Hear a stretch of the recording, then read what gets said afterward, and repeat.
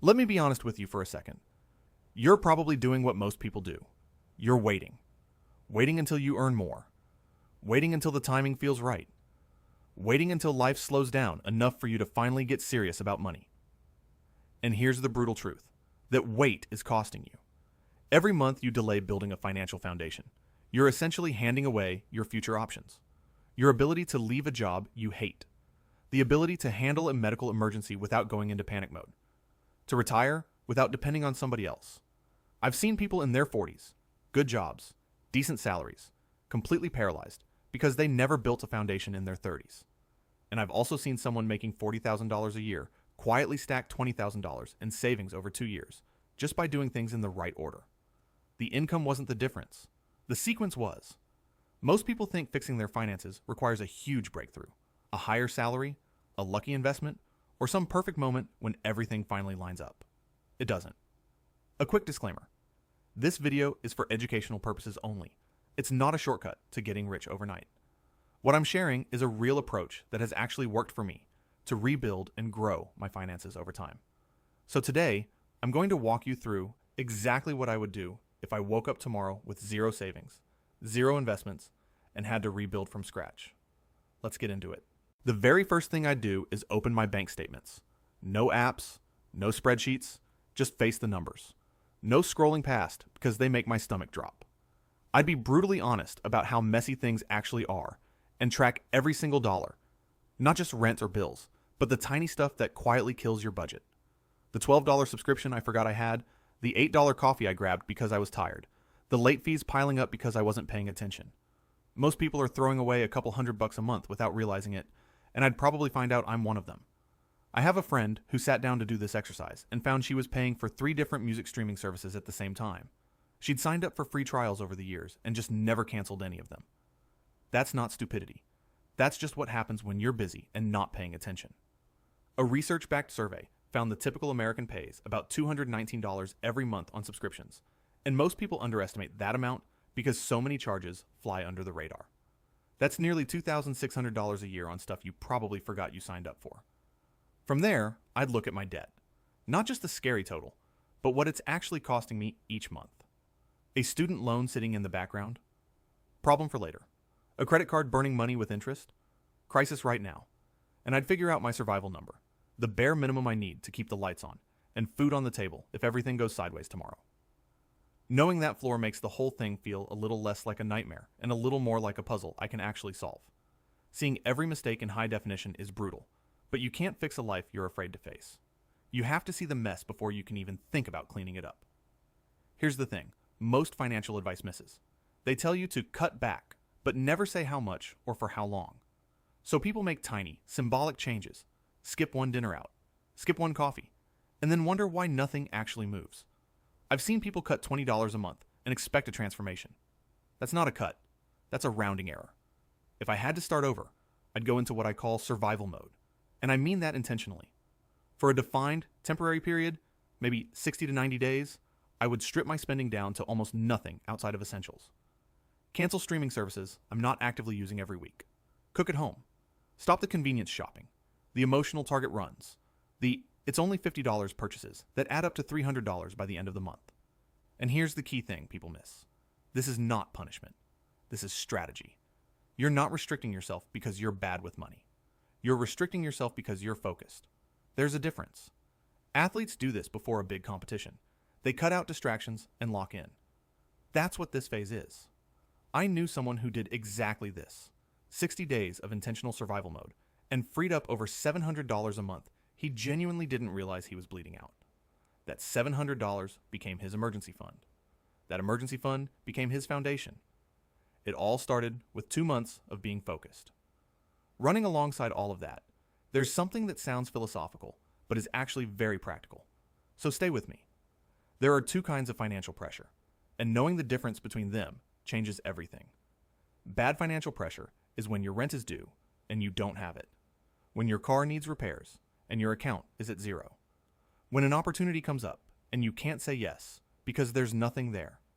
That kind of pressure shrinks your world. It forces you into bad decisions, high interest loans, borrowing from the wrong people, taking jobs or situations you wouldn't otherwise accept just because you have no leverage. Good financial pressure, on the other hand, is a deadline you chose. It's saying, I'm going to have $1,500 saved by the end of this 90-day window. It's setting a debt payoff date and working backwards from it. I have a friend who wrote her savings goal on a sticky note on her bathroom mirror. Not a vision board, not an app, just a sticky note, and looked at it every single morning. She hit that goal 2 weeks early. The pressure she created for herself made spending feel different. Every unnecessary purchase had a face now. It was competing directly with something she actually wanted. The shift I'd make when rebuilding is to stop being passive about timelines and start manufacturing my own urgency. Not fake urgency, real targets with real dates that I'm accountable to, even if only to myself. That changes the emotional relationship with every financial decision you make going forward. Now, we're not just talking about surviving anymore. This is where you move from reacting to planning and building real security. Stop me if you've heard this advice.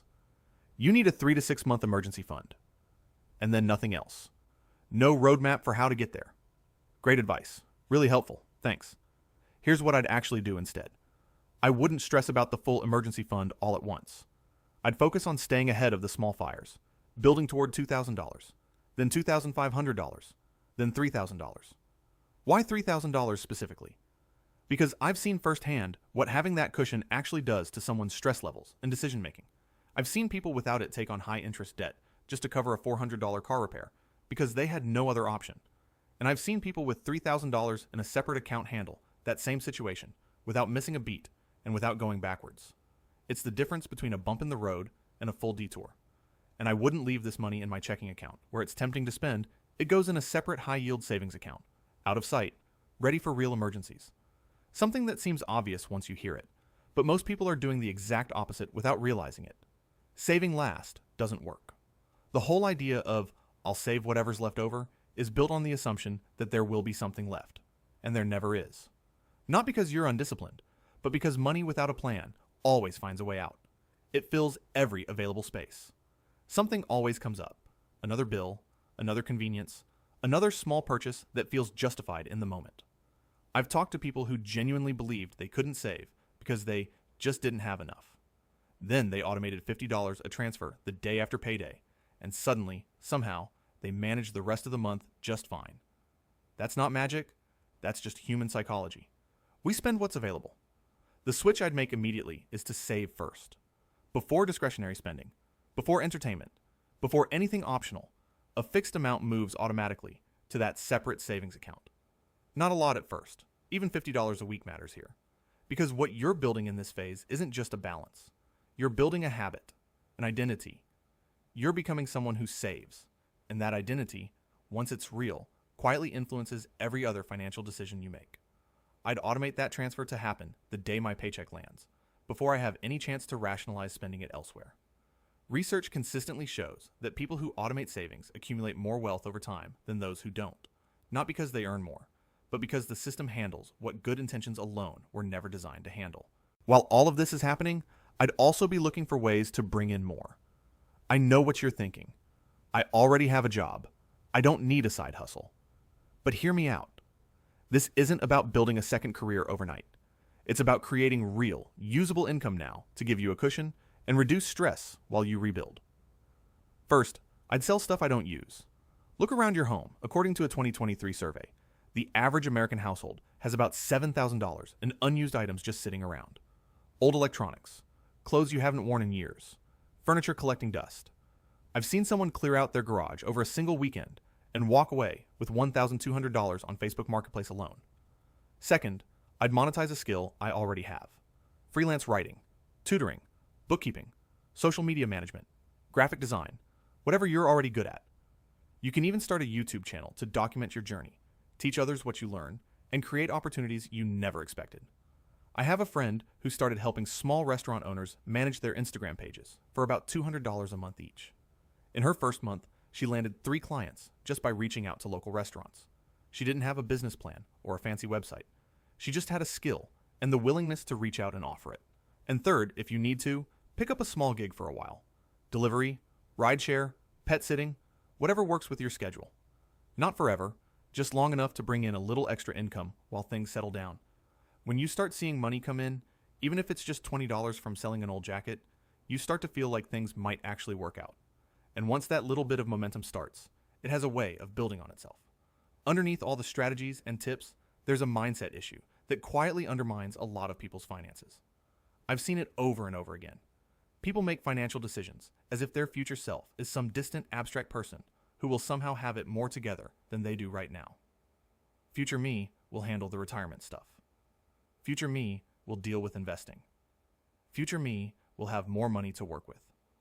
And so present you keeps spending, keeps delaying, keeps making choices that quietly rob that future person of options.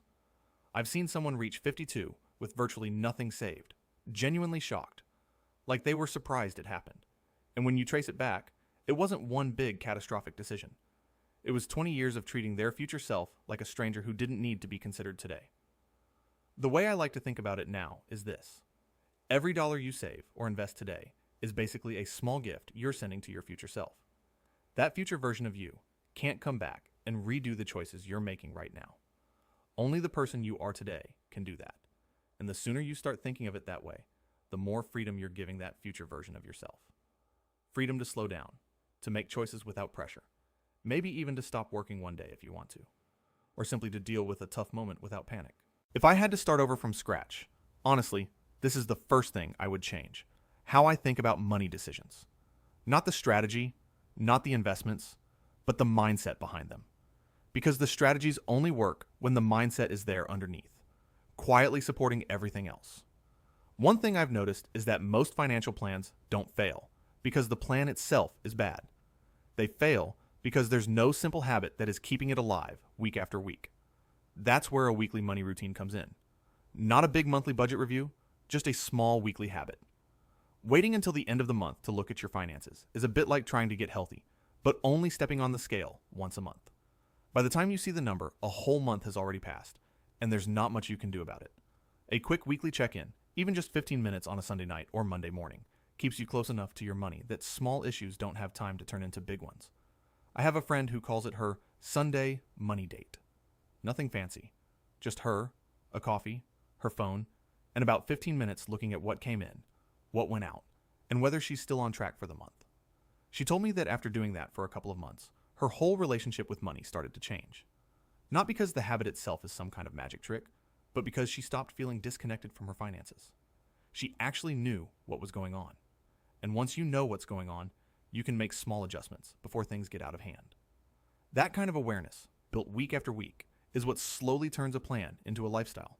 And when it becomes a lifestyle, the results tend to last, not just while you're motivated, but long after that initial motivation fades.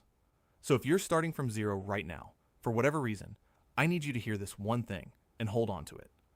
The people who successfully rebuild their finances aren't the ones who had everything figured out from day one. They're the ones who got honest, got moving, and didn't stop when it got uncomfortable. That's the whole secret. There isn't a magic income level or a perfect strategy that only some people have access to. There's just the decision to start, and then the discipline to keep going after the initial motivation fades. Here's the truth.